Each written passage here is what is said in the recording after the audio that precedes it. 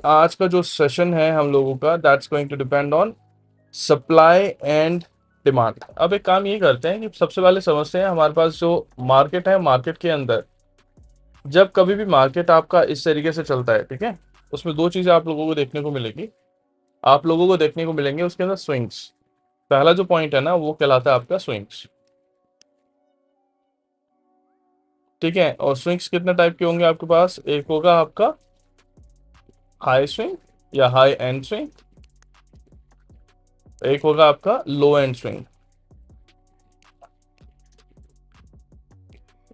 High end swing को आप क्या बोलते हो? आप इसे बोलते हो बाय या टॉप लेवल,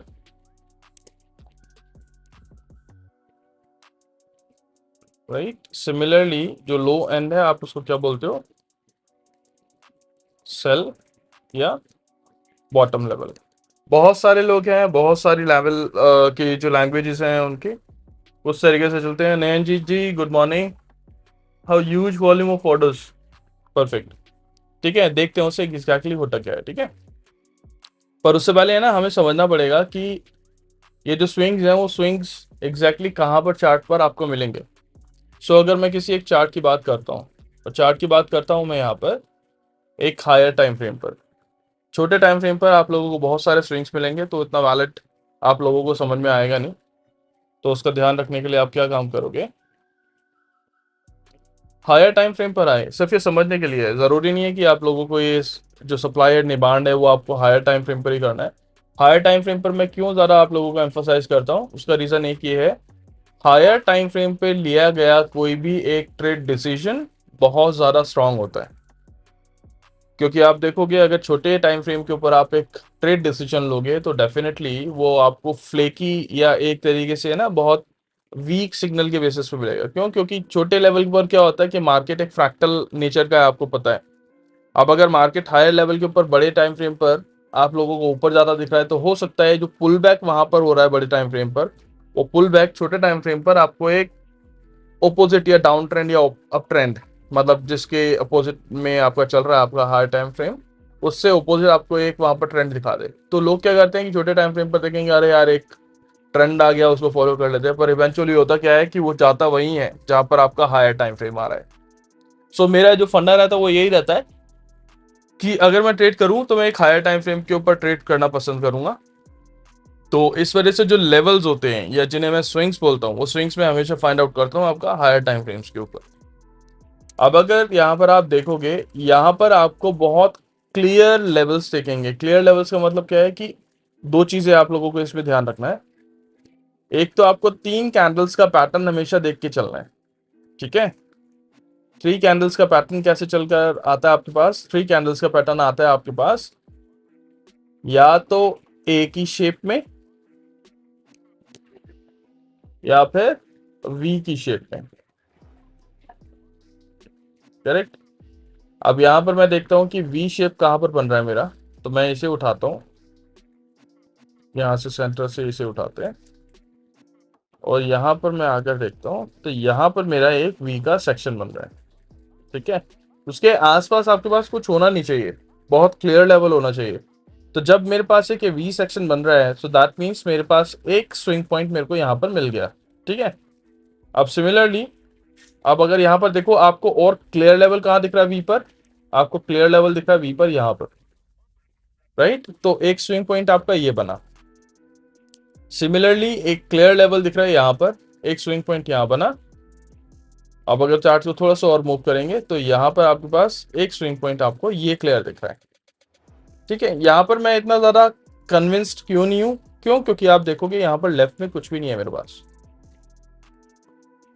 देख रहे हो ना आप, यहाँ लेफ्ट में मेरे पास कुछ भी नहीं है। ये मेरे लिए अभी एक अप ट्रेंड है। अगर मैं इस चीज को मूव करके, आपको ये देखना है, आपको जो लेवल्स बनाने हैं ना वो लेवल्स ऐसे बनेंगे, ठीक है। मेरे पास क्लैरिटी होनी चाहिए।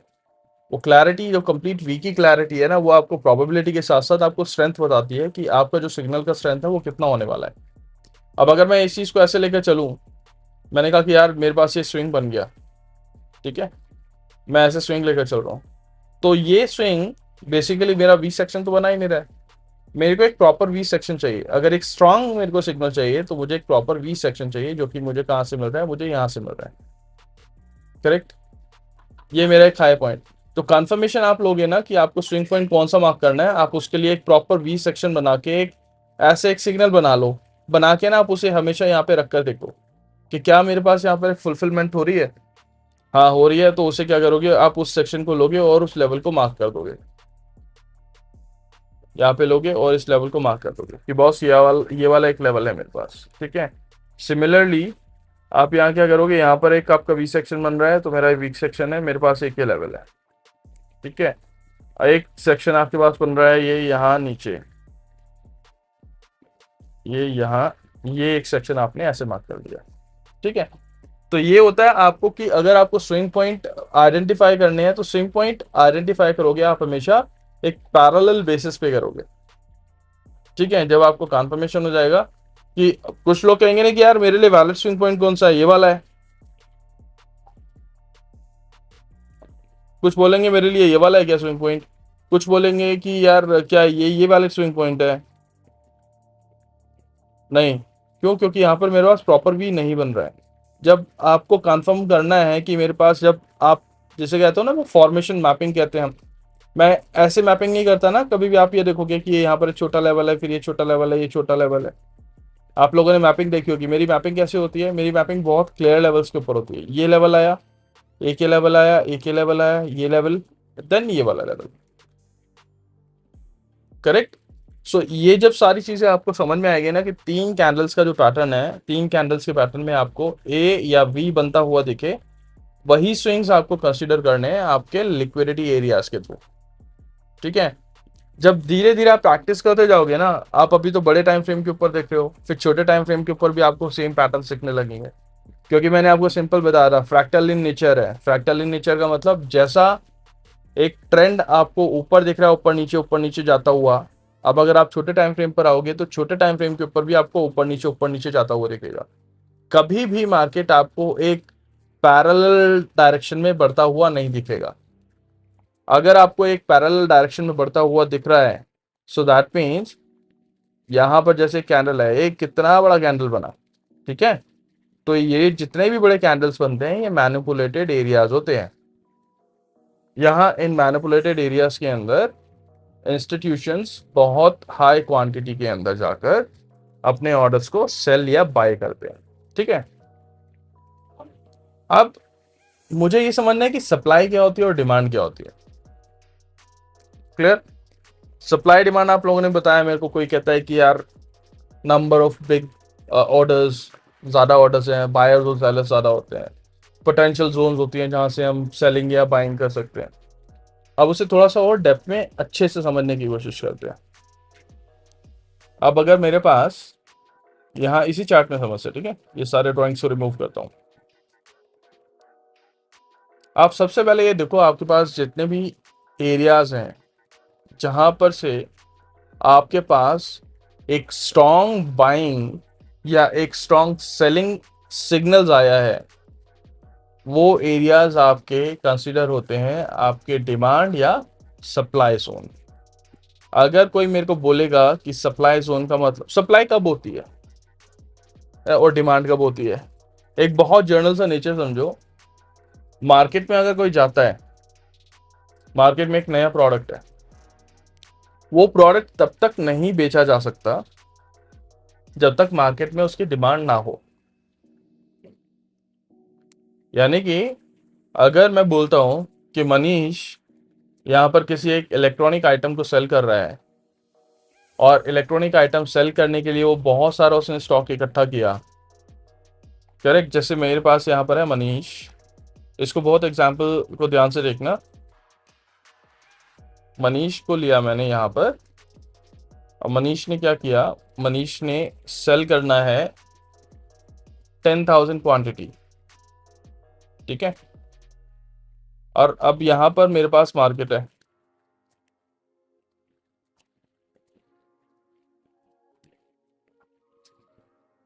ठीक है, और यहाँ पर मार्केट के अंदर जैसे मनीष यहाँ पर है, यहाँ पर मेरे पास है बायर्स।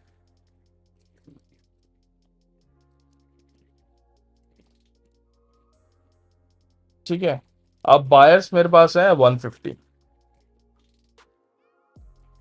तो अब अगर यहाँ पर बायर्स 150 है, मनीष को सेल करना है, ठीक है, तो मनीष क्या करेगा, मनीष की जो एक सेलिंग स्ट्रेंथ है वो ऐसे दिखेगी आप लोगों को, ठीक है।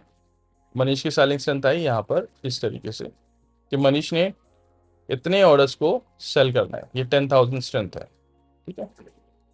अब यहाँ पर मेरे पास बैठे हुए हैं बायर्स। बायर्स का मतलब यह हुआ कि जब तक मनीष के पास बायर्स नहीं होंगे तब तक मनीष का ये ऑर्डर फुलफिल नहीं होगा। तो हुआ क्या कि 150 बायर्स आए, 150 बायर्स ने यहाँ पर इसको बाय करना किया शुरू, ठीक है। तो आपको दिखेगा एक ग्रीन कैंडल, ये यहाँ पर, ठीक है। अब थोड़ी देर बाद क्या हुआ, थोड़ी देर बाद यहाँ पर मेरे पास आए 100 बायर्स और, या 200 बायर्स और आ गए, ठीक है। तो अब उस केस में क्या हुआ, ये जो कैंडल था, थोड़ा बड़ा करें इसे,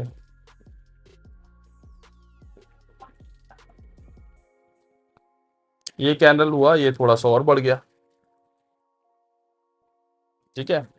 मैं यहां से दिखाता हूँ, नीचे से दिखाता हूँ इसे, क्योंकि इस नीचे से ऊपर जाएगा ना, ये इतना और बढ़ गया। अब यहाँ पर मेरे पास क्या हुआ, यहाँ पर मेरे पास आए सीधा 500 और बायर्स। सो ये कैंडल मेरा सीधा और बढ़ गया, राइट। अब यहाँ पर मेरे पास मार्केट में इतने ही बायर्स आए और मनीष ने क्या किया, मनीष ने यहाँ से अपनी क्वांटिटी के अंदर 5,000 क्वांटिटी और ऐड कर दी। तो क्या होगा कि अब जब ये कैंडल बना मेरा ग्रीन, ये कुछ इस तरीके से फॉर्मेशन हुई, ठीक है। अब मनीष ने क्या किया, मनीष ने 5,000 क्वांटिटी और ज़्यादा यहाँ पर सेल कर दी। तो अब क्या होगा उस केस के अंदर, उस केस के अंदर यहाँ पर ये जो कैंडल है, एक नया कैंडल और बनेगा, क्योंकि नया ऑर्डर प्लेस हुआ, हो सकता है उसके अंदर भी दिखा सकता हूँ। और अभी तक ये जो कैंडल्स बने वो कितने बने, 150, 200, 500, ये बना है आपका ऑलमोस्ट ऑलमोस्ट लाइक 850 के आसपास, ठीक है। और ये 10,000 है ना, तो इतना नहीं होना चाहिए, ये इतना होना चाहिए। तो मनीष ने 5,000 और सेल कर दिया। तो 5,000 जिसने और सेल करा, तो देखो अब मार्केट के अंदर किस तरीके से आया, यहाँ पर बूम इस तरीके से और आ गया। सो अभी भी क्या है, मनीष के जो ऑर्डर्स हैं वो ऑर्डर्स अभी उसके फुलफिल नहीं हुए हैं। क्यों? क्योंकि यहाँ पर जितना भी ऑर्डर्स हैं, अब मनीष क्या कर रहा है, मनीष जा रहा है नीचे अपने बायर्स को सर्च करने के लिए। तो जहां जहां पर भी इसको बायर्स मिलते जाएंगे ना, मनीष क्या करता जाएगा, उनकी क्वांटिटी को खपत करता जाएगा। एक टाइम आएगा जब ये यहाँ पर मेरे पास बायर्स के ऑर्डर्स कंप्लीट हो जाएंगे। लेट्स से मेरे पास यहाँ पर जितने भी बायर्स हैं, यहाँ से अब ये बायर्स आने शुरू हुए और बायर्स ने इसको पूरा कंज्यूम कर लिया। अब मनीष के 15,000 की जो क्वांटिटी है वो हो गई सेल। और यहाँ पर मेरे पास अगर किसी बायर ने 5,000 ऑर्डर और डाले, 5,000 बाय करने के लिए क्वांटिटी, तो मनीष के पास तो कुछ है ही नहीं। तो यहाँ पर आपको ये जो कैंडल है ये और बड़ा हुआ जाता हुआ दिखेगा। और ये तब तक जाएगा जब तक यहाँ पर मार्केट में इनफ नंबर ऑफ सेलर्स नहीं आएंगे, ठीक है। अब ये सर्च कर रहा है, किसके लिए सर्च कर रहा है, ये सर्च कर रहा है कि मेरे को सेलिंग एरिया चाहिए। अब वो सेलिंग एरिया कहाँ पर होता है, अब अगर आप इस एरिया को देखो, ये जैसे ये यहाँ पर है मेरे पास, ये जो सेलिंग एरिया है, यहाँ से आपने देखा कि यहाँ से सेलिंग हो रही है, कंसोलिडेशन हो रहा है, ठीक है जी, दिख रहा है मेरे को। यहाँ से मैंने एक कंसोलिडेशन तो नहीं हुआ, यहाँ पर एक सेलिंग हुआ और सेलिंग के इमीडिएट बाद मार्केट में एक बहुत बड़ा ड्रॉप आया। तो यहाँ पर इस टाइम बैठा हुआ है मनीष, ठीक है। यहाँ बैठा है कौन, मनीष बैठा है। और मनीष क्या कर रहा है, यहाँ पे कर रहा है सेल। अब मनीष जब तक सेल करेगा तब तक उसके ऑर्डर्स पूरे नहीं होंगे, है ना। तो मनीष ने इतने सारे सेलिंग ऑर्डर डाल दिए, पर इनके लिए बायर्स भी तो होने जरूरी है। तो मनीष के पास जब तक बायर्स नहीं आएंगे इस एरिया में वापस, तब तक उसका ऑर्डर फुलफिल नहीं होगा। इस बात को थोड़ा सा ध्यान से समझना। यहां से अगर सेलर्स ने एक ऑर्डर प्लेस किया है 5,000 क्वांटिटी में, जब तक ऊपर उसके पास बायर्स नहीं आएंगे तब तक ये ऑर्डर फुलफिल नहीं होगा, और मार्केट उस ऑर्डर को फुलफिल करने के बाद वापस उसी डायरेक्शन में जाएगा अगर वहां से सेलर्स की स्ट्रेंथ आपके पास है, जो कि यहाँ पर आपको क्लियरली विजिबल है कि सेलर्स की स्ट्रेंथ यहाँ पर थी, और उसके बाद फिर दोबारा मार्केट यहाँ पर वापस आया। यहां तक क्लियर हुआ? चैट में प्लीज रिप्लाई करो, आगे बढ़ेंगे फिर। अगर ये कॉन्सेप्ट समझ में आया तो चैट में रिप्लाई करो यस और नो। आगे भी बढ़ना है हम लोगों ने, फटाफट अटेंटिव रहो यार प्लीज।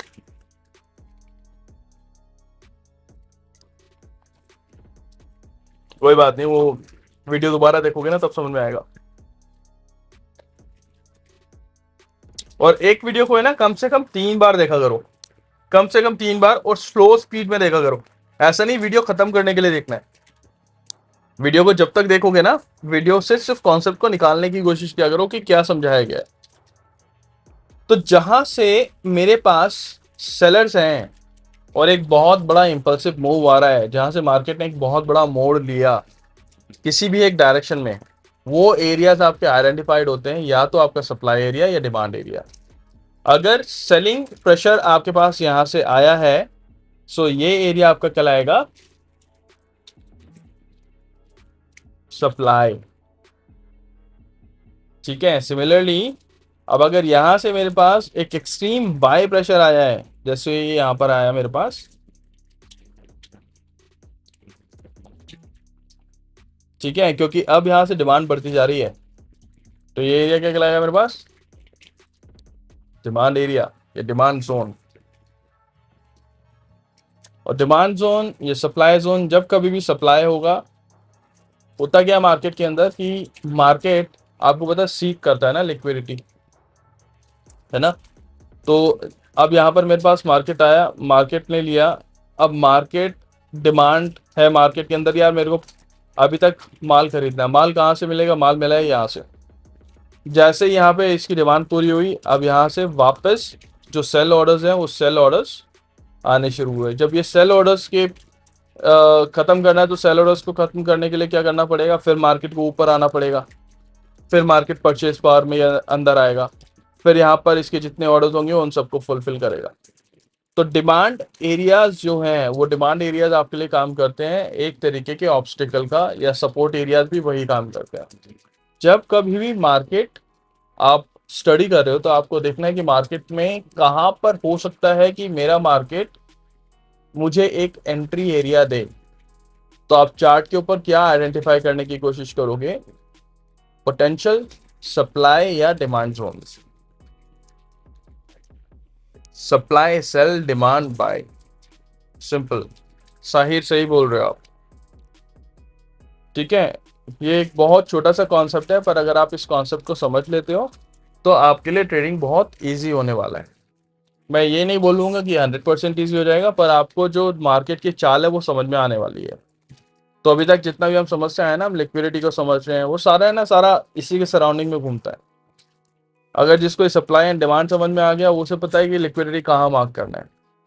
सप्लाई या डिमांड के आसपास ये जो सप्लाई या डिमांड है, वहां पर आपके पास सिंपली लिक्विडिटी जरूर मिलेगा आपको। क्यों? क्योंकि वो आपके स्विंग पॉइंट्स हैं, जैसा अभी तक हम सोचते हुए आ रहे हैं और देखते हुए आ रहे हैं।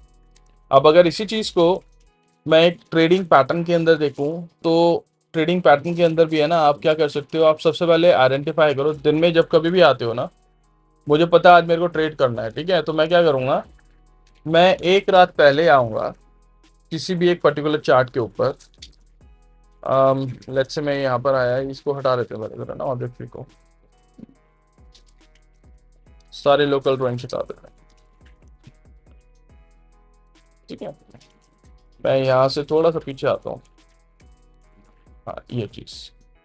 तो मैं क्या करूँगा? मैं आऊँगा, आने के बाद मैं उस एरिया के अंदर आकर है ना, सबसे पहले जो मेरे को पता है कि मेरा मार्केट कहाँ पर एक मूव मुझे दे सकता है, तो आपको सबसे पहले आइडेंटिफाई करना है या तो सप्लाई जोन या आपका डिमांड जोन। और बेटर है कि आप दोनों ही आइडेंटिफाई करो, क्योंकि पता नहीं कि मार्केट कब आगे जाने वाला है, कब वो पीछे जाने वाला है। तो आप क्या करोगे? एक सप्लाई जोन को सबसे पहले आइडेंटिफाई करो सप्लाई जोन कहाँ, टॉप एरिया। टॉप एरिया में क्या आपको मार्क क्या करना है, क्वेश्चन ये है ना कि मार्क क्या करूं मैं उसके अंदर। आपने बोल तो दिया कि सप्लाई जोन में मार्क करो, कौन से कैंडल्स को मैं मार्क करूं, कितने कैंडल्स को मैं मार्क करूं। तो आपको मार्क करना क्या है, आपको मार्क करना है वो एरिया जहां पर आपको पहला कंसोलिडेशन दिखे। मेरे को यहां पर एक कंसोलिडेशन दिख रहा है, ठीक है। और कंसोलिडेशन का मतलब क्या होता है कि जब कभी भी मार्केट मूव होगा वो आपको एक ऐसे स्पेसिफिक पैटर्न के अंदर जाता हुआ दिखेगा, ये ठीक है। और इसके बाद होगा आपका एक ब्रेकआउट। ये ब्रेकआउट बेसिकली क्या होता है, यहाँ अगर जैसे यहाँ पर ब्रेकआउट हुआ तो एक ये चीज हो सकती है, ऊपर भी ब्रेकआउट हो सकता है। जरूरी नहीं है कि मैंने नीचे का मार्क किया तो आप नीचे कंसिडर करोगे। ब्रेकआउट के बाद यहाँ पर आपके पास होता है स्टॉप जोन्स, ये कहलाएगा आपका stop zone. Stop zone, stop zone के अंदर आपको क्या मिलेंगे, limit orders plus SLs. So market क्या करेगा, मार्केट आएगा स्टॉप जोन्स को हिट करेगा, फिर वापस जाएगा क्योंकि ब्रेकआउट इसने दे दिया है, डिस्प्लेसमेंट उसकी हो गई है। सो वो एक जो रिट्रेसमेंट है वो रिट्रेसमेंट के लिए मार्केट फिर दोबारा स्टॉप जोन के एरियाज को खाएगा, एक पीओआई के अंदर आएगा और उसके बाद मार्केट वापस जाएगा नीचे की तरफ। और ये जो एरिया है यहाँ पर आपको पीओआई कहाँ मिल सकता है, आपको पीओआई यहाँ पर मिल सकता है, राइट। ये आपका पीओआई एरिया है और पीओआई एरिया के अंदर आप लोगों को पता है कि क्या टारगेट करते हैं। पीओआई के अंदर हमारे पास ऑर्डर ब्लॉक्स होते हैं, एफवीजीज होते हैं, सप्लाई भी हो सकती है, राइट, सप्लाई भी हो सकती है वहां पर। और सप्लाई और डिमांड को है ना, जैसे एक मार्केट ट्रेंड कर रहा है ऊपर, आपका एक ट्रेंडिंग मार्केट देखते हैं। अब इस ट्रेंडिंग मार्केट के अंदर है ना हम आइडेंटिफाई करेंगे कि भैया मेरे पास सप्लाई जोन कौन सा है और जो डिमांड जोन है वो कौन सा है।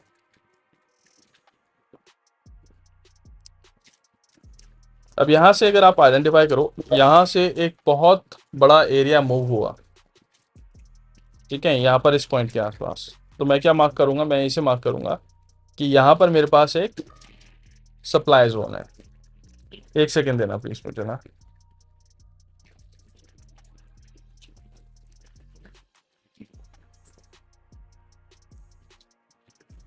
तो मैंने इसे मार्क किया, ये यहाँ पर इस तरीके से कुछ, ठीक है। अब तुम लोग मुझे बोलोगे कि यार आप तो बोल रहे थे कि कंसोलिडेशन की बात करना है और आपने यहाँ पर सिर्फ 2 ही कैंडल पे कर लिया। तो बॉस सिंपल सा क्वेश्चन या सिंपल सा आंसर उसका ये है, अगर आप पीछे चार्ट में जाकर देखोगे तो यहाँ पर आपको एक कंसोलिडेशन जोन ही दिखेगी। किसी भी सपोर्ट जोन या सप्लाई जोन से मार्क करने से पहले या डिमांड जोन से मार्क करने से पहले आपको एक कंसोलिडेशन दिखना जरूरी है, तभी आपके लिए एक वैलिड सप्लाई या वैलिड डिमांड जोन होने वाला है। अगर आपको वैलिड कंसोलिडेशन नहीं देखने को मिल रहा है तो आप थोड़ा वेट करो, वेट करने के बाद उसे मार्क करो, ठीक है। अब यहाँ पर क्या है मेरे पास, यहाँ पर आपने देखा यहाँ से मार्केट चला ऊपर, ठीक है। अब यहाँ से ऊपर चलने के बाद आप एक एरिया ये देखो,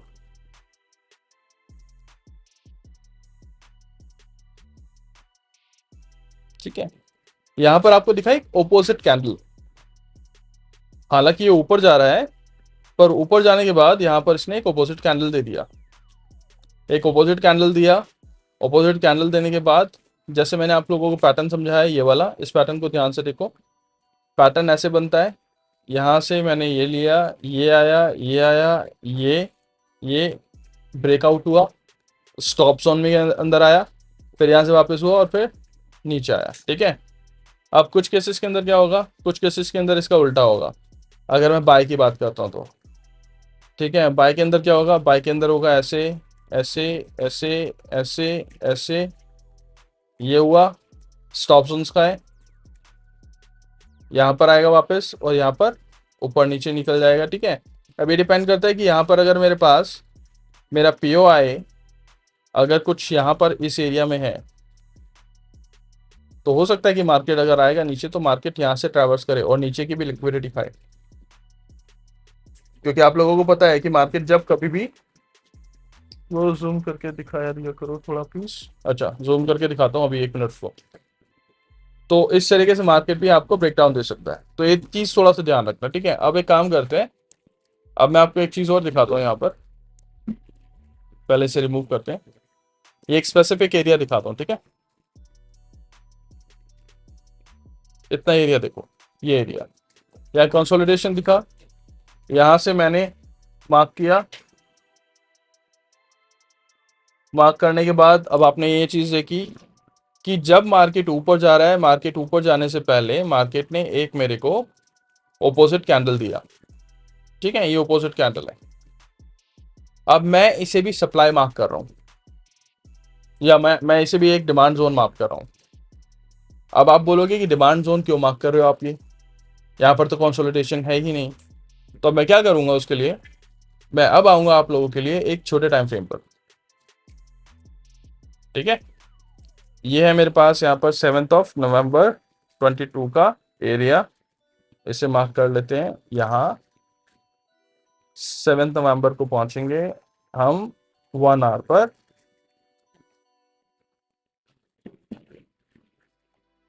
में हम 7/07, ठीक है। अब आगे वापस, अब जैसे ही आप देखोगे मैंने छोटे टाइम फ्रेम के ऊपर यहाँ पर आया हूँ, आप लोगों ने देखा यहाँ पे पूरा एक कंसोलिडेशन जोन चल रही है, चला है कंसोलिडेशन जोन, हो रहा है ना, एक रेंज के अंदर ही मूव हो रहा है ना। ये हाई पॉइंट हो गया ये वाला, और ये इसका लो पॉइंट हो गया, तो एक कंसोलिडेशन जोन ही तो है। कंसोलिडेशन के बाद उसने आपको दिखाया एक फेक आउट, क्योंकि यहां से इसको इसके स्टॉप लॉसेस को लेकर चलना था। स्टॉप हंट हुआ, स्टॉप हंट के बाद वापस मार्केट गया ऊपर वाले डायरेक्शन में। तो अब यहां पर मुझे ये पता है कि अगर मार्केट वापस कभी आकर मेरे को हिट करता है तो मेरे पास एक वैलिड डिमांड जोन ये है। तो यानी जब कभी मार्केट यहाँ पर नीचे आने की कोशिश करेगा तो मैं क्या करता हूँ, मैं फिर दोबारा से जाता हूँ, और जाने के बाद बड़े टाइम फ्रेम पर आपको दिखाने की कोशिश करता हूँ कि यहाँ पर आप इसको थोड़ा सा और आगे की तरफ स्ट्रेच कर दो, ठीक है, और आगे स्ट्रेच कर दो इसे। जब कभी भी हम ये चीज़ करते हैं ना, तो हम फ्यूचर में उसे हमेशा मार्क करके रखते हैं एक वैलिड सप्लाई या डिमांड जोन को। और मार्केट का काम क्या है, मार्केट यहाँ पर आएगा ही आएगा, अभी नहीं आएगा पर डेफिनेटली फ्यूचर में वो यहाँ पर हिट करेगा ही करेगा। क्यों? क्योंकि मेरे पास एक वैलिड डिमांड जोन ये है। अब अगर आप इस आपने मेरे पहले के जो वीडियोस देखे हैं, तो मैं ये डिमांड जोन तो आपको बोल रहा हूँ, पर डिमांड जोन के साथ साथ आप इसके अंदर एक चीज़ और भी नोटिस करोगे, और वो चीज़ क्या है, यहाँ पर इसको ध्यान से देखने पर हमें ये पता लगेगा कि ये मेरे पास एक वैलिड ऑर्डर ब्लॉक को भी कंसीडरेशन में लेकर आ रहा है। तो अब यहाँ पर क्या करता हूँ, मैं यहाँ पर इसे मार्क करता हूँ एक वैलिड ऑर्डर ब्लॉक। कैसे? कुछ इस तरह से, यहाँ से मैंने मार्क किया, ये मेरा एक वैलिड ऑर्डर ब्लॉक, ठीक है, और इसे जोन में लेकर आता हूँ यहाँ से यहाँ। सो अब क्या होगा, मार्केट यहाँ पर आएगा, और यहाँ से आने के बाद जो प्रोबेबिलिटी है वो ये है कि जब कभी मार्केट यहाँ पर हिट करेगा तो फ्यूचर में यहाँ से हिट करने के बाद एक बाउंस बैक उसे मिलेगा। बाउंस बैक के अंदर क्या होगा कि यहाँ पर आपको एक, जैसे हम कहते हैं ना कि हमेशा एक हार्ड सरफेस होता है ऑर्डर ब्लॉक का, तो मार्केट वहाँ पर आता है, और मार्केट आने के बाद वहाँ पर एक बहुत जो एक स्टीप कह सकते हो एक कर्व लेता है, और वापस मार्केट है ना जंप बैक करने की कोशिश करता है। और जंप बैक कहाँ तक किया जा सकता है? जंप बैक किया जा सकता है आपका वहां तक जहां पर आपके पास एक वैलिड लिक्विडिटी पॉइंट है, ठीक है, ये वैलिड ऑर्डर ब्लॉक है। तो इस तरीके से जब कभी भी आप सपोर्ट जोन या डिमांड जोन को मार्क करोगे, मार्क करने के बाद आपको है ना बहुत सारे ऐसे अपॉर्चुनिटीज मिलेंगे जहां पर आप या तो ऑर्डर ब्लॉक को मैप करोगे, हो सकता है वहां पर उसके बाद एफईजीज हो, पर जो चांसेस ज़्यादा है ना किसी एक सपोर्ट या डिमांड जोन के पास, वो आपको ऑर्डर ब्लॉक्स ही मिलने वाला है। 99% आपको ऑर्डर ब्लॉक्स मिलने वाला है। अब अगर मैं यहाँ पर ये देखूँ ये इतना स्टीप कर्व है यहाँ पर मेरे पास। ऊपर वाला ये देख लेते हैं, या ये कहीं आसपास आते हैं ताकि मार्केट का पता लग जाए। एक ये एरिया है, ठीक है, ये वाला एरिया मैं बड़ा करके दिखाता हूँ। इतने एरिया को मैं मार्क करता हूँ क्योंकि यहाँ से मार्केट नीचे गिरा ना, इतने एरिया को मैंने मार्क किया। अब आते हैं छोटे टाइम फ्रेम पर।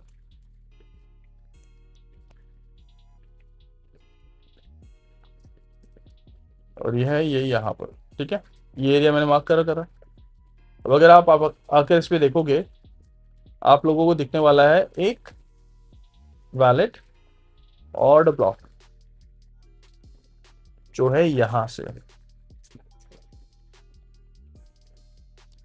जिस किसी को ये नहीं पता कि ऑर्डर ब्लॉक्स क्या होते हैं, तो प्लीज ऑर्डर ब्लॉक्स वाला जो वीडियो है वो बहुत ध्यान से देखो कि ऑर्डर ब्लॉक्स कैसे उसके अंदर बनाते हैं और क्या रीजंस होते हैं ऑर्डर ब्लॉक्स बनने के और उनके रूल्स क्या होते हैं, ठीक है। सो अगर मैं इसे अच्छे से वैलिडेट करता हूँ इस ऑर्डर ब्लॉक को, तो यहाँ से हम एक वैलिड ऑर्डर ब्लॉक कैसे मार्क करेंगे,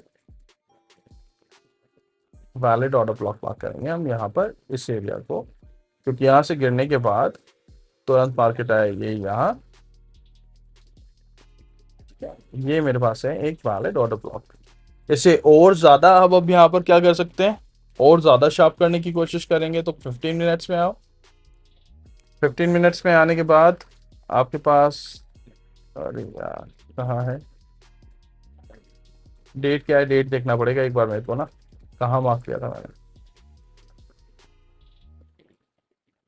ये है, ये है April 10, ठीक है। April 10 को 30 मिनट्स में आता हूँ और आने के बाद April 10 लिया, गो तो किया,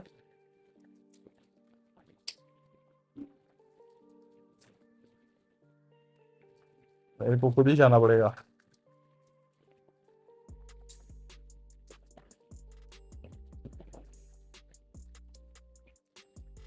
नहीं है यार, ये यहाँ चार्ट क्यों नहीं दिखाएगा, एक सेकेंड रुकना प्लीज। मैं इसे रोक लेता हूँ यहाँ पे ना, रिप्ले कर लेते हैं यार। हाँ, आप दिखेगा छोटे टाइम फ्रेम पे ना, आप दिखना चाहिए। ये दिख रहा है, हाँ ये देख।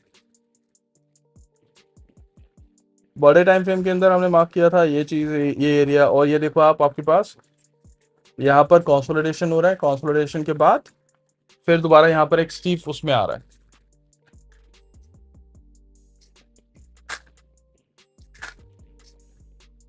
तो ये एक वैलिड ऑर्डर ब्लॉक है, ठीक है। सो अब जब कभी भी मार्केट आएगा तो मेरे को ये पता है कि मार्केट यहाँ पर आएगा, तो आने के बाद यहाँ पर एक अच्छा मूव मेरे को दे सकता है। क्यों? क्योंकि आप यहाँ देखो, यहाँ पर एक बहुत बड़ा इम्बैलेंस है,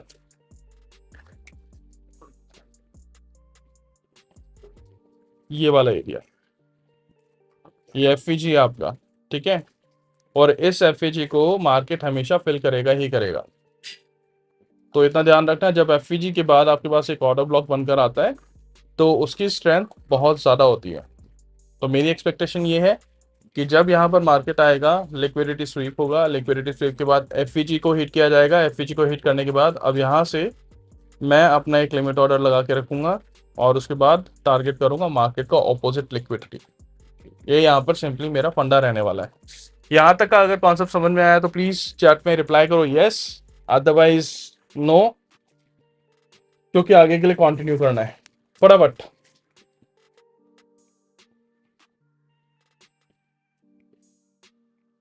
और इस सेशन से रिलेटेड जितने भी अपने क्वेश्चंस वगैरह होंगे ना, सारे मैं उसके अंदर आपको आंसर करने वाला हूँ। जो टेलीग्राम ग्रुप है, टेलीग्राम ग्रुप आपको मिल जाएगा इसके डिस्क्रिप्शन में से, चैनल के डिस्क्रिप्शन में से, उससे जाकर चेक करना। क्वेश्चंस हो वहाँ पे, क्वेश्चंस के आंसर मिल जाते हैं और काफ़ी लोग हैं जो कि वहाँ पर आपकी हेल्प भी कर देंगे चीज़ों को समझने के लिए। ठीक है जी। सो ये इस तरीके से हम लोगों को ऑर्डर ब्लॉक को वैलिडेट करना है। तो अगर आप एक एक्सट्रैक्ट आप देखोगे ना, सप्लाई और डिमांड उन लोगों के लिए थोड़ा सा नया रहने वाला है जिन लोगों को ये नहीं पता कि हम लिक्विडिटी को टारगेट कैसे करते हैं। ठीक है, तो अगर मैं देखा हूँ कि मेरे पास मैंने लिक्विडिटी को मास्टर कर लिया या लिक्विडिटी को समझना सीख गया हूँ, सो मेरे को फिर ये फ़र्क नहीं पड़ता कि वो सप्लाई या डिमांड जोन का है, क्योंकि मुझे पता है जहाँ पर लिक्विडिटी होगी या तो वहाँ पे सप्लाई होगा या यहाँ पर मेरे पास डिमांड जोन होगा। ठीक है, जब ये दोनों चीज़ें क्लियर हो जाएंगी, आपका सपोर्ट एंड रेजिस्टेंस आप लोगों को क्लियर हो जाएगा। ठीक है, सप्लाई एंड डिमांड आप लोगों को क्लियर हो जाएगा, और side by side liquidity grab, FVG, order block, breaker block, ये सारे कॉन्सेप्ट आपके वन बाय वन क्लियर होते जाएंगे। अब अगर मैं देखूं कि मैं लिक्विडिटी के बेसिस पे, अगर मैं सपोर्ट के बेसिस पे, या जो आपका एक पैटर्न है कौन सा अपना सप्लाई एंड डिमांड वाला, उसके बेसिस पे क्या कोई ट्रेड ले सकते हैं हम? तो चलते हैं थोड़ा बैक टेस्टिंग की तरफ। कोई भी एक पेयर ले लेते हैं, जैसे NZD USD कोई जनरली लेता नहीं है, हमें पता ही नहीं उसका रेट्स क्या चल रहे हैं, तो मैं चलता हूँ डेली टाइम फ्रेम में, थोड़ा सा पीछे आ जाते हैं। पीछे आते हैं यहाँ पर, एक सेकेंड यार, ये फोन बार बार परेशान कर रहा है मुझे।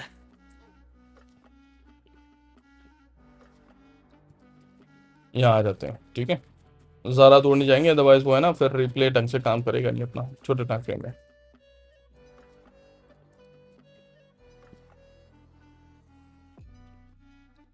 अब यहाँ पर वैलिड आप लोगों के पास एक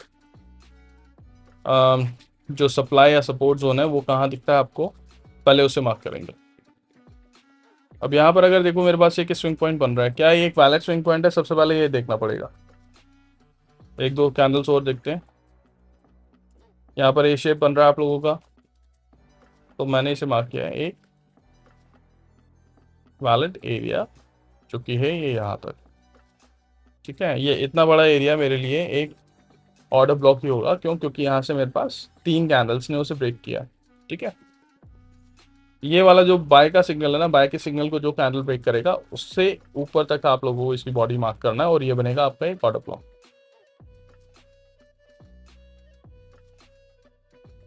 जिसे ऑर्डर ब्लॉक मार्क कर दो। ठीक है, अब यहाँ पर जैसे ही ऑर्डर ब्लॉक आपने मार्क किया, चलने देते हैं मार्केट को थोड़ा सा।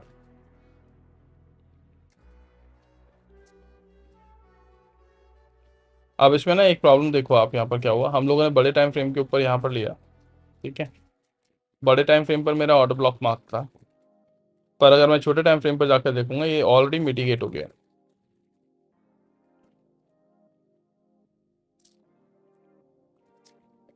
देख रहे हो ना, मार्केट ने वापस इसके अंदर हिट किया। तो अगर ये यहाँ पर मैंने ऑर्डर ब्लॉक को मार्क किया था, ऑर्डर ब्लॉक का एक सिंपल सा एक रूल ये रहता है कि अगर आप ऑर्डर ब्लॉक को लेकर चल रहे हो, अगर वो मिटिगेट नहीं होता तो ही एक वो वैलिड ऑर्डर ब्लॉक माना जाएगा। अब यहाँ पर तो मिटिगेशन हो चुकी है। क्यों? क्योंकि मार्केट ने आके ऑलरेडी उसे हिट कर दिया। ये जो अगला कैंडल बना था ये वाला, ये यहाँ पर दिखाता हूँ आपको, ये कैंडल। ठीक है, इस कैंडल पर हम लोगों ने ऑर्डर ब्लॉक मार्क किया था। अब मैं कहता हूँ छोटे टाइम फ्रेम पर, अब अगर मार्केट वापस यहाँ पर आकर हिट करेगा तो मेरे लिए वो एक मिटिगेटेड ऑर्डर ब्लॉक हो जाएगा। तो ये मेरे लिए एक वैलिड ऑर्डर ब्लॉक रहने वाला है नहीं। क्यों? क्योंकि मार्केट आके इसे ऑलरेडी टच कर चुका है। छोटा सा ही टच होगा ना तो वो ऑर्डर ब्लॉक वैलिड नहीं होता। ये ध्यान रखना है आप लोगों ने। सो भी एक ये सपोर्ट जोन मैंने ऑर्डर ब्लॉक मार्क की थी, तो ये मेरे लिए एक वैलिड ऑर्डर ब्लॉक नहीं है। अभी मैं फिलहाल के लिए इसे सिर्फ आपका सप्लाई जोन बोलने वाला हूँ।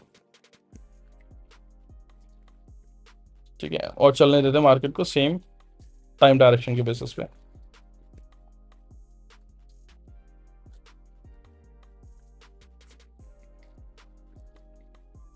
यहाँ से आपने देखा एक बहुत स्टीप मूव आया, यहाँ से नीचे आया, एक स्टीप मूव आ रखा है।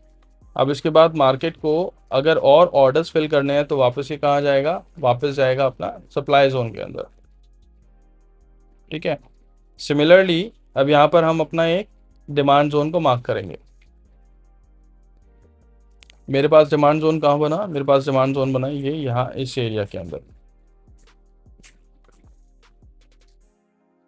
क्यों? क्योंकि यहाँ से मेरे पास कंसोलिडेशन हुआ पहले, जो आप लोग यहाँ पे क्लियरली देख सकते हो। रूल है ना इसका कि डिमांड जोन कैसे मार्क करना है या वो कैसे मार्क करना है।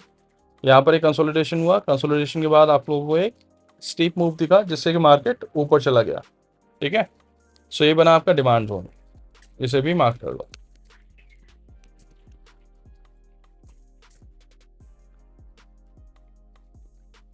और जब यहाँ पर आपके पास, अगर मैं इसके एक चीज़ और ये करते हैं, यहाँ पर आते हैं, ठीक है, इसको और दिखाने की कोशिश करता हूँ। मैंने डिमांड जोन मार्क किया बॉस।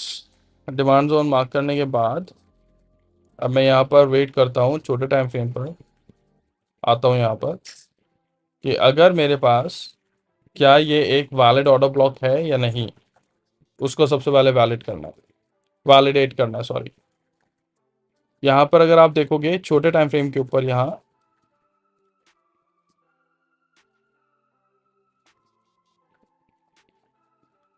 से हम लोगों ने एंट्री बनाया था अपने एक डिमांड जोन, ठीक है, डिमांड जोन बोला था इसे। पर डिमांड जोन हम लोगों ने जैसे मार्क किया, छोटे टाइम फ्रेम के ऊपर आकर उसने मार्केट को हिट किया, ये यहाँ पर, ठीक है। और जब मार्केट को इसने हिट किया, उसके बाद आप इसका मूव देखो, उसके बाद मार्केट हिट करने के बाद जैसे ही उसको यहाँ से डिमांड उसकी पूरी हुई, ये वापस चल पड़ा कहाँ पर, अपने सप्लाई जोन की तरफ। और सप्लाई जोन कहाँ डिफाइंड है, सप्लाई जोन डिफाइंड है हमारा यहाँ ऊपर।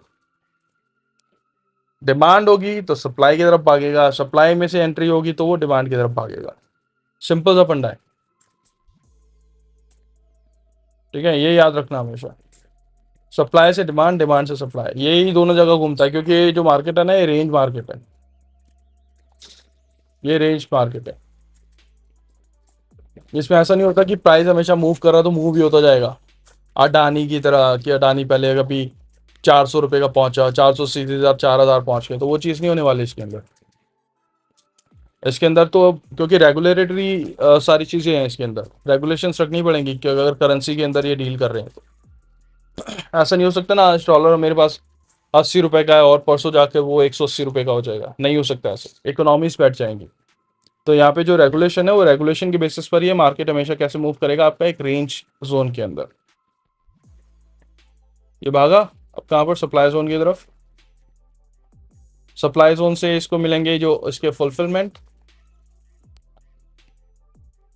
जितनी सप्लाई यहाँ पर मिलनी है, सप्लाई के बाद वापस आया नीचे।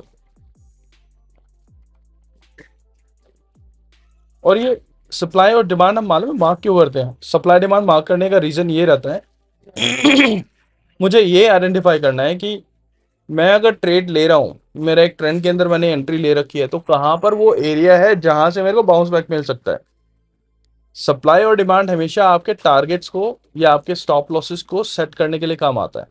अब अगर मैं यहाँ से एक एंट्री बना के चलता, लेट्स से मैं यहाँ से बोलता कि एक मेरा एक लॉन्ग पोजीशन मैंने लिया, एंट्री यहाँ कहीं रखा, तो मैं टारगेट, मेरे को तो पता होना चाहिए टारगेट कहाँ हो सकता है, या मैं टारगेट ओपन तो छोड़ नहीं सकता। टारगेट कहाँ हो सकता है, मेरा टारगेट वहां हो सकता है जहां पर मेरे को ऑब्स्टिकल मिले या मेरे को रुकावट मिले। रुकावट कहाँ मिलेगी, जहां पर सप्लाई होगी,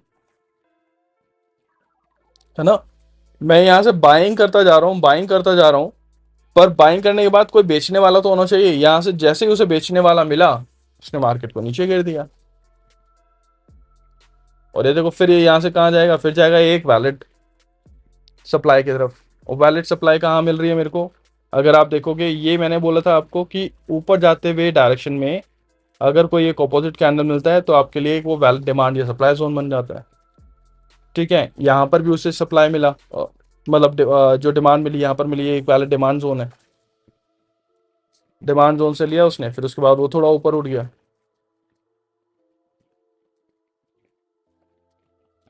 उड़ा ना, वो एग्जैक्टली उसी एरिया से उठेगा। क्यों, क्योंकि उसे पता है कि मेरे को ऊपर बढ़ने के लिए जो ज़रूरत है, या जो मेरे को बायर्स चाहिए, जो मेरी डिमांड है, वो कहाँ मिलेगी, मेरे को यहाँ मिलेगी, यहीं से मार्केट उठा है। तो ऊपर जाते वक्त कभी भी आप लोग देखोगे ना, एक ऑपोजिट कैंडल है, वो आपका एक ऐसा पोटेंशियल एरिया है कि आपकी ट्रेड जब कभी भी ऊपर जा रही है या नीचे जा रही है, तो ऑब्स्टिकल जहां आपको मिल सकता है। और वो ऑब्स्टिकल कैसे फाइंड आउट करोगे, ऊपर जाते हुए एक ट्रेंड के अंदर एक ऑपोजिट कैंडल जो ब्लैक कैंडल होने वाला है, या आपका एक सेलिंग कैंडल होने वाला है। नीचे जाते हुए ट्रेंड के अंदर एक बाइंग कैंडल, राइट, वो आपका क्या होने वाला है, एक सपोर्ट जोन होने वाला है। तेजस क्या पूछ रहा है, सर लिक्विडिटी रन के डिस्प्लेसमेंट को कैसे पहचानें, बताते हैं उसके बारे में, पहले जरा ये खत्म करते हैं तेजस। ठीक है, यहां तक ये कॉन्सेप्ट क्लियर है कि अगर सप्लाई में हो तो डिमांड की तरफ भागेगा, डिमांड में हो तो सप्लाई की तरफ भागेगा। सिंपल सा फंडा है। अगर इस चीज को समझ जाते हो तो फिर तुम्हें कोई दिक्कत नहीं। हाँ जी बॉस। यस या नो? फटाफट बोलो, चैट में रिप्लाई करो प्लीज। नयन जी कह रहे हैं ठीक। चलो, क्लैरिटी आ रही है तो बहुत अच्छी बात है।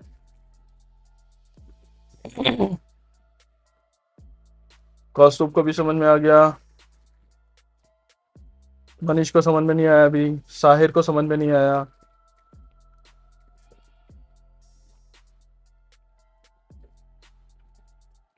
निशात को समझ में नहीं आया, वरुण को भी समझ में नहीं आया अभी। क्लियर है, चलो निशात को भी क्लियर है। ठीक है, तो यही चीज ध्यान रखनी है यार। फॉरेक्स में खासकर आप लोगों को सिर्फ एक जोन मिल रही है, उस जोन को आपको आइडेंटिफाई करना आना चाहिए। सिंपल से एक बॉक्स के अंदर भी अगर एक बॉल को आप आगे पीछे बाउंस करने के लिए देखोगे ना, कभी ऊपर जाएगा, ऊपर से टकरा के नीचे आएगा, नीचे टकराएगा ऊपर जाएगा, नीचे टकराएगा ऊपर जाएगा। सेम मार्केट भी ऐसे काम करता है। हिंदी में आईसीटी एसएमसी समझने में मजा आता है। हाँ, अच्छी बात है। क्योंकि आईसीटी की लैंग्वेज है ना, अगर आप उसे देखोगे ध्यान से, उसकी मेंटोरशिप, अगर आप वीडियोस को फॉलो भी करते हो ना उसको, या उसको देखते भी हो, तो उसकी लैंग्वेज ही कुछ ऐसी होती है यार, आधी तो ऊपर से निकल जाती है। तो अच्छा है यार, जितना मेरे को समझ में आता है आप लोगों की हेल्प हो जाती है तो उतना बेटर है। पर हाँ, इतना है कि अगर आईसीटी का कोई भी एक कॉन्सेप्ट आप पकड़ लेते हो ना अच्छे से, तो आपको किसी दूसरे कॉन्सेप्ट की जरूरत पड़ने वाली है नहीं।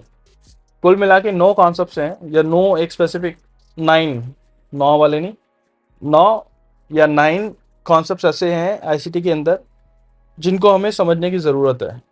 और उन्हीं 9 कॉन्सेप्ट्स के अंदर हमारे पास करीबन करीबन 100 इंटरनल कॉन्सेप्ट्स निकल कर आ जाते हैं। तो अभी फिलहाल के लिए हम क्या कर रहे हैं, फिलहाल के लिए अभी एक हम लोगों ने सिर्फ टच किया है। कौन कौन से कॉन्सेप्ट्स को टच किया है? ऑर्डर ब्लॉक्स को टच किया है, एफवीजीज को टच किया है, लिक्विडिटी रन्स को टच किया है ना। सो अभी ये बहुत बहुत डेप्थ में जाएंगे, हम धीरे धीरे चलेंगे ना, तो बहुत डेप्थ के अंदर जाएंगे। जुड़े रहना चैनल के साथ। ठीक है, हर हफ्ते आने वाला है एक ऐसा ही लर्निंग वीडियो जिसके अंदर बहुत सारी चीज़ें डिस्कस करने वाले हैं। तो डेली वीडियोस नहीं देख सकते तो एटलीस्ट जो फ्राइडे वाला या सैटरडे वाला सेशन हो ना, उसे उसे ज़रूर ट्राई किया करो कि ज्वाइन करो उसे।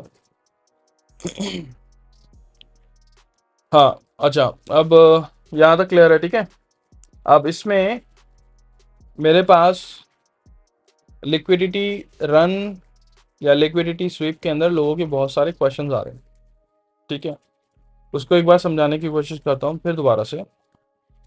ये प्लीज़ ध्यान से देखना, ये कॉन्सेप्ट जो है लास्ट वाला, ये ध्यान से देखना। मैं यहाँ पर आया 1 आवर के अंदर। ठीक है,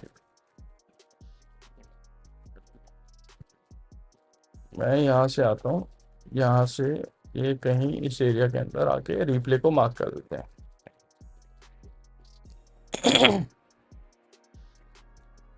अब चलने देना मार्केट को। ठीक है, अब लिक्विडिटी एरिया कहाँ है मेरे पास? मेरे पास बना है एक लिक्विडिटी जोन, ये वाला। ठीक है, इसे मार्क कर लो लिक्विडिटी।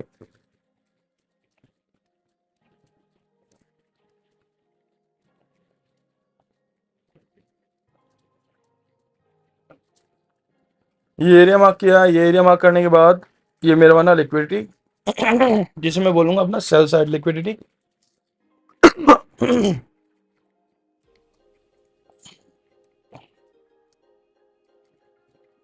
इसके बाद मूव करते हैं ऊपर की तरफ थोड़ा। एक सेकंड देना यार, पानी पियो थोड़ा सा ना।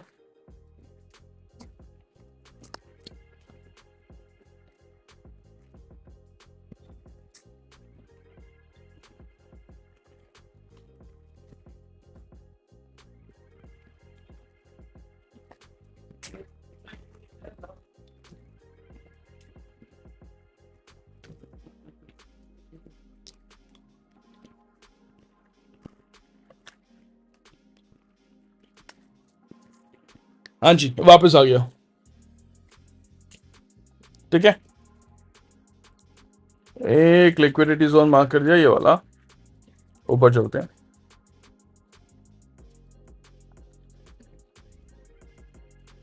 एक लिक्विडिटी जोन आ गया मेरे पास, ये वाला।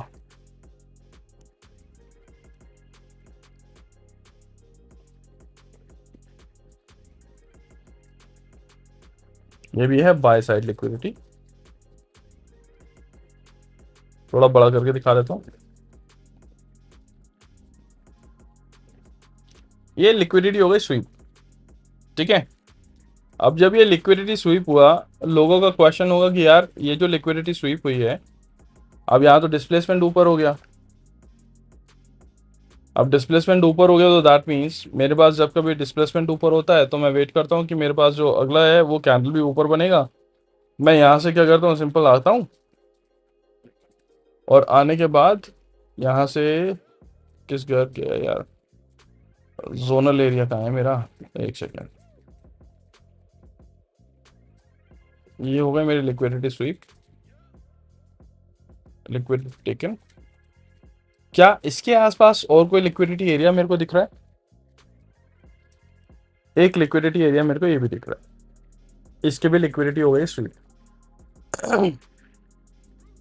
क्या और कोई लिक्विडिटी एरिया है? मेरे पास एक लिक्विडिटी एरिया है ये वाला, जो कि क्लियर लेवल है, पर इसकी लिक्विडिटी अभी स्वीप नहीं हुई है।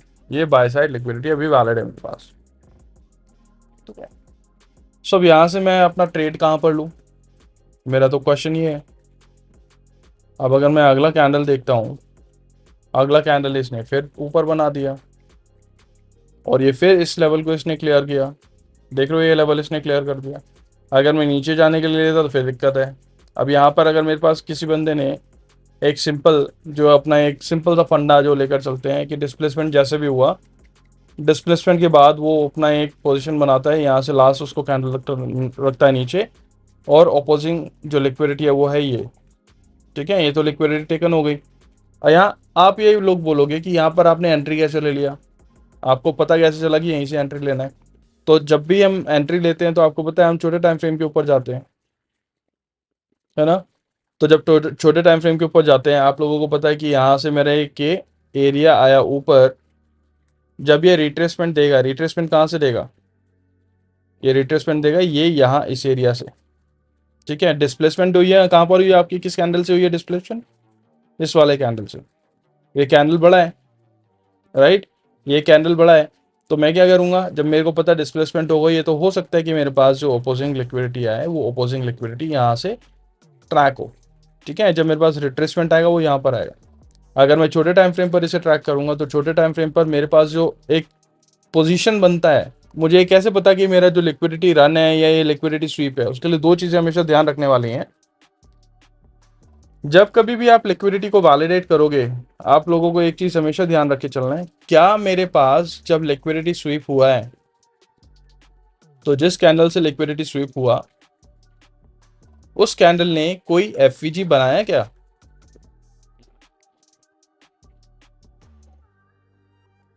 क्या मेरे पास जब लिक्विडिटी स्वीप हुआ तो उस कैंडल ने कोई एफवीजी बनाया? यहां पर अब आप ये वैलिडेट करो, उस कैंडल ने कोई एफवीजी नहीं बनाया। क्या उससे पहले कोई एफवीजी है? मेरे पास ये एक एफवीजी था बॉस, ये एक एफवीजी था। ठीक है, पर ये एफवीजी इसने क्या करा, इस एफवीजी को लेके ही वापस चला गया। पर ये यहां से ही वापस क्यों गया? ये यहां से इस वजह से वापस किया, क्यों? क्योंकि मेरे पास यहाँ पर एक पूरा का पूरा डिमांड जोन पड़ा हुआ है। अब आया कॉन्सेप्ट समझ में? ये मार्केट यहां से मूव क्यों किया? क्योंकि डिमांड जोन ने एक रोल प्ले किया यहां पर मार्केट को बाउंस बैक देने का। देखो, ये है कॉन्सेप्ट आपका डिमांड जोन का। ये डिमांड जोन एफवीजी को इसने कर दिया बिल्कुल एकदम, जिसे कहते हो बाईपास। ठीक है, एफवीजी हो गया, पर ये कहां से आया? क्योंकि डिमांड तो यही है ना मेरे पास। और डिमांड क्यों है यहाँ पर? अब आप बोल रहे हो मेरे को डिमांड यहाँ पर है, यार यहाँ तो मेरे पास एक ही कैंडल बना हुआ है। भाई छोटे टाइम फ्रेम पर अगर आप जाओगे तो आपको एक कंसोलिडेशन दिख रही है, ये यहाँ पर ये इतना एरिया ऊपर नीचे और यहीं से ऊपर वापस चला गया। अब क्लियर हुआ कि डिमांड जोन जब भी होता है तो डिमांड जोन को आप ट्रैक कैसे करते हो, मैं कहां पर से मेरे को बाउंस बैक मिलने वाला है। तो वो जो एरियाज हैं वो दो एरियाज आपके कहलाते हैं डिमांड या सप्लाई जोन।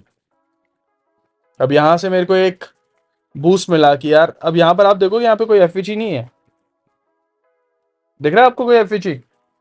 पर बिना एफईजी के भी मार्केट ऊपर गया ना। क्यों गया है यहाँ से मार्केट ऊपर? यहाँ पर मेरे को कोई सप्लाई जोन भी नहीं दिख रहा, कोई डिमांड जोन भी नहीं दिख रहा है, तभी तो मैं छोटे टाइम फ्रेम पर मूव कर रहा हूँ। क्योंकि छोटे टाइम फ्रेम के ऊपर अब यहाँ पर भी मेरे को सप्लाई डिमांड नहीं दिख रहा है, ठीक है, यहाँ नहीं दिख रहा है, यहाँ पर भी नहीं है। क्या मैं और छोटे टाइम फ्रेम पर जा सकता हूँ? मैं और छोटे टाइम फ्रेम पर जाऊंगा, यहाँ पर मुझे सप्लाई या डिमांड जोन दिख रहा है, और ये कहलाता है आपका हिडन सप्लाई या हिडन डिमांड जोन। जब आप लोग इस तरीके से आइडेंटिफाई करना सीख जाओगे ना चीज़ों को, आपको ये पता लगने वाला है कि मार्केट कहाँ से बाउंस बैक करेगा। और अगर मुझे पता होता लेट्स से कि मेरे पास यहाँ पर मैंने आइडेंटिफाई कर लिया, अरे यार मेरे पास एक डिमांड जोन है, मार्केट यहाँ से बाउंस ले सकता है, तो मेरे पास सिंपल सा फंडा क्या था, मैं यहाँ पर आता, यहाँ पर अपना एक ऑर्डर प्लेस करता, क्योंकि लिमिट ऑर्डर्स ही प्लेस करने पड़ते हैं आपको हमेशा, था ना, जब कभी भी एक ऐसे पोजीशन में आते हो। तो उसका फायदा ये रहता है कि इनकेस अगर आप भूल जाते हो, आपको नहीं पता, तो आप सेफ जोन के अंदर आ जाते हो। जहाँ पे डिमांड जोन है, डिमांड जोन से थोड़ा सा नीचे आपने रखा अपना स्टॉप लॉस। लास्ट आपको पता है मार्केट कहाँ तक गया था, मार्केट यहाँ तक गया था, उससे थोड़ा सा नीचे रख लो, और उसके बाद एक बार ट्राई करके देखो क्या मार्केट वापस यहाँ तक जाता है, या अगर उससे पहले कोई एक सप्लाई या आपके पास एक जिसे कहते हैं ना लिक्विडिटी पॉइंट अगर बनता है, तो वहां तक सबसे पहले मार्क कर दो। जैसे एक ये लिक्विडिटी पॉइंट है मेरे पास यहाँ बना, है ना, ये लिक्विडिटी पॉइंट बन गया है, इसको बाय लिक्विडिटी बोलो। अब ये देखो कि मार्केट मेरे पास नीचे आता है, सिर्फ कॉन्सेप्ट को समझने की कोशिश करो, ठीक है। यहाँ पे टच किया, आया, वापस आया, जंप बैक हुआ, देखो। और उससे पहले यहाँ पर एक मेरे पास ये सप्लाई जोन और बन गया, सप्लाई सॉरी, एक लिक्विडिटी एरिया और बन गया, मैं इसे भी मार्क करूंगा, ये भी मेरे लिए बाय साइड लिक्विडिटी है, मैंने इसे हिट किया, वो हिट हुआ, ये देखो ये यहाँ पर हिट हो गया, मेरा पहला टारगेट मुझे यहाँ मिलेगा, पहला टारगेट यहाँ मिलेगा, इसको मार्क कर दो लिक्विडिटी टेकन। अगला टारगेट कहाँ है मेरे को पता है, अगला टारगेट ऊपर है, बाय लिक्विडिटी जहाँ पर है,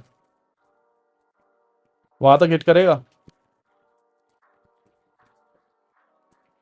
हिट करेगा क्या? कर दिया हिट, ये भी लिक्विडिटी स्वीप हो गई।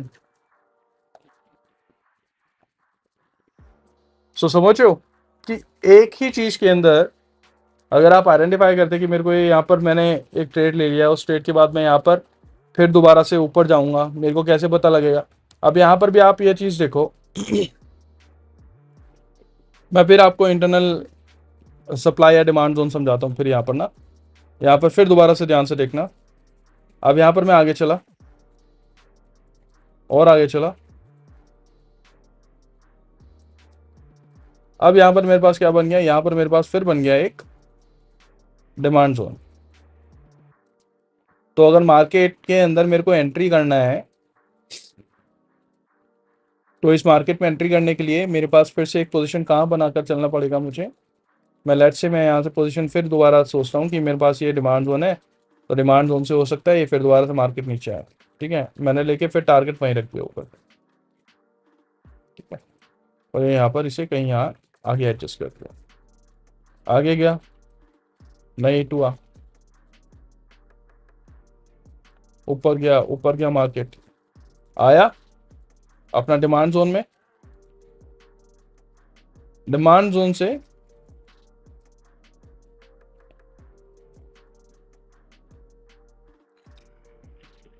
और यहां से वैलिड करके सीधा ऊपर। एक सेकंड देना प्लीज मुझे।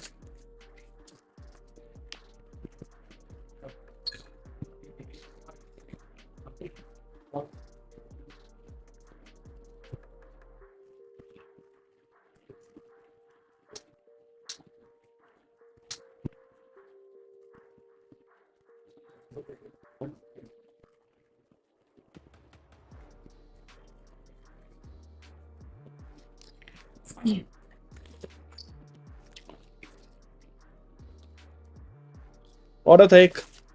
अच्छा हाँ, ये ठीक क्लियर हुआ कि फिर वहां से उसने कहाँ से उठाया ऑर्डर? फिर उठाया उसने वहां से एक वैलिड डिमांड जोन से, और फिर उसके बाद मार्केट वापस गया उसी एरिया के अंदर जहाँ पर उसे जाना था। और यहाँ पर भी अगर आप वैलिडेट करोगे तो यहाँ पर भी क्या है कि यहाँ पर आप लोगों को एक वैलिड डिमांड और मिलेगा। तो अगर कोई बंदा जानना चाहता था तो वो यहाँ से क्या कर सकता है, यहाँ से भी एक री एंट्री की कोशिश कर सकता है।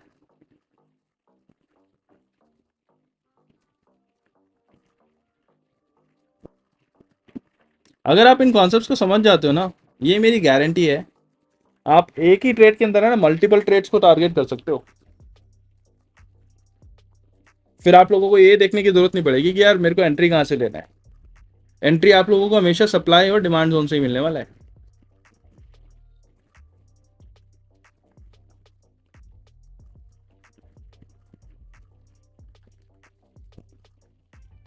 तो वापस अब यहाँ पर अगर आएगा तो यहाँ पर आने के बाद मेरे लिए एक ये वाला है पैलेट एरिया।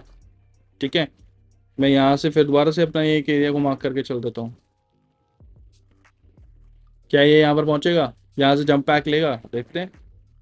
अभी तक तो जंप पैक लेता चल रहा है सारी जगह से।